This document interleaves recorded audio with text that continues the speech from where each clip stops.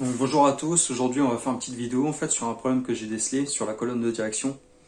Donc je vais vous montrer, vous allez voir en fait j'ai trouvé des points durs en passant comme ça à côté de la colonne de direction, je sais pas pourquoi, j'ai regardé, j'ai testé. Et en regardant sur la doc technique, j'ai essayé de faire les réglages, tout ce qu'il fallait, tout ce qu'il conseillait, mais il y a un petit souci. Donc je vais vous montrer ça. Allez, à tout de suite.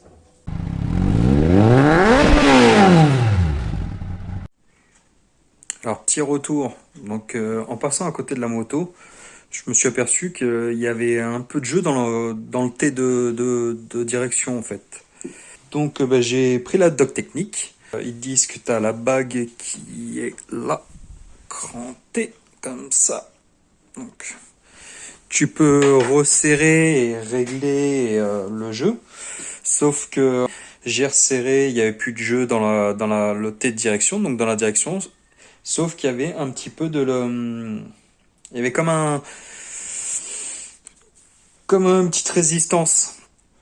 Donc j'ai regardé sur la doc technique, même en serrant, enfin bon ça c'est pour le réglage, s'il y a plus de jeu mais qu'il y a une petite résistance, c'est peut-être que les roulements sont morts. Donc je vais sûrement avoir les roulements de direction à changer. Parce que il me semble que quand j'étais gamin, mon père les avait changés, mais depuis, enfin ça a pas roulé, ça a rouillé, enfin je vais te montrer.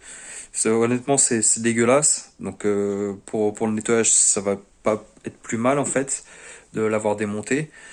Et honnêtement, vu la gueule des roulements, je pense que ça peut être bon de les changer. Ça serait bête de faire une restauration, une modernisation de la moto propre sans les changer. Surtout que je crois que ça coûte pas une fortune. J'avais vu sur des sites, faut compter une vingtaine ou trentaine d'euros.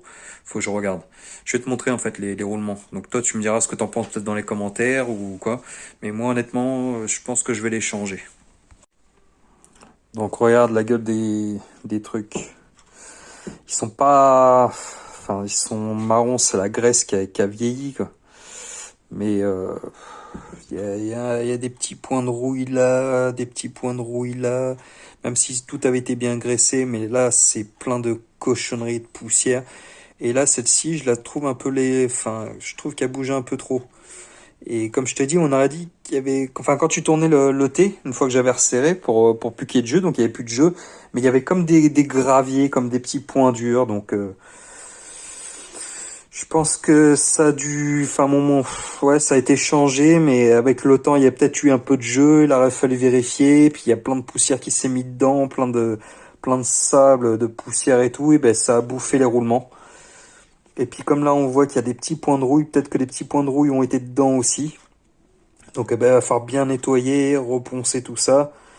Enfin, enlever les points de rouille. Je sais pas, je sais pas si on peut mettre de l'anti-rouille dedans. Sinon, je repeindrai tout ça, toute cette partie-là, de la colonne avec de l'anti-rouille. Pour éviter que ça rouille par la suite. Et après, ben, bien le regresser et tout. Je pense qu'on pourrait, parce que bon, il y a pas de friction mécanique sur cette partie-là. Il y a rien, c'est dans ton cadre. Donc tu vois, ouais, c'est dégueulasse, c'est tout marron, enfin la graisse elle est pourrie.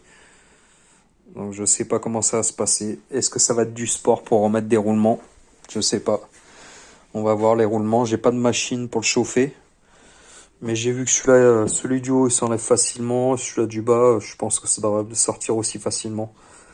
J'ai lu que dans la doc technique, si t'as un souci pour le roulement du bas, tu peux le chauffer à 60-80 degrés. Donc 60-80 degrés si t'as pas la machine exprès, peut-être avec un décapeur en le mettant à 100 degrés, tu le chauffes un peu avec un décapeur thermique. Faut faire gaffe parce que c'est quand même du plastique, il y a du plastique et pas mal de plastique. Donc je sais pas comment ça va se passer. Je vais voir quand je vais le démonter. Bon, bah, petit retour en fait en nettoyant. Ouais, j'hésite même pas. En fait, je vais les changer. Parce que là, en essuyant la graisse, regarde, enfin, c'est tout granuleux, c'est de la rouille. Tu le verras peut-être pas, mais c'est de la rouille. Donc je pense que c'était ça, là, le fait qu'il y ait comme un petit point qui bloque dans la direction. Qui... Pourtant, là, à vide, ça le fait. Mais bon, avec les années, l'humidité, c'est tout granuleux, c'est tout dégueulasse.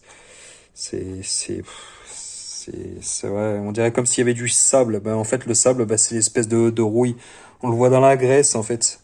Je pense, c'est l'eau avec le temps qui s'est infiltré ben, dans la colonne de direction, parce que t'as toujours de l'eau qui va s'infiltrer, même si t'as un cache-poussière et tout ça, et la moto, même si elle dort à l'abri, enfin, il y a toujours de l'humidité qui va s'infiltrer, même quand tu roules. La colonne de direction après la rouille. Donc, tu vois, comme j'ai dit, des petits imprévus. Là, tout ça, ça s'est rouillé, là. Enfin, c'est une petite pellicule de rouille.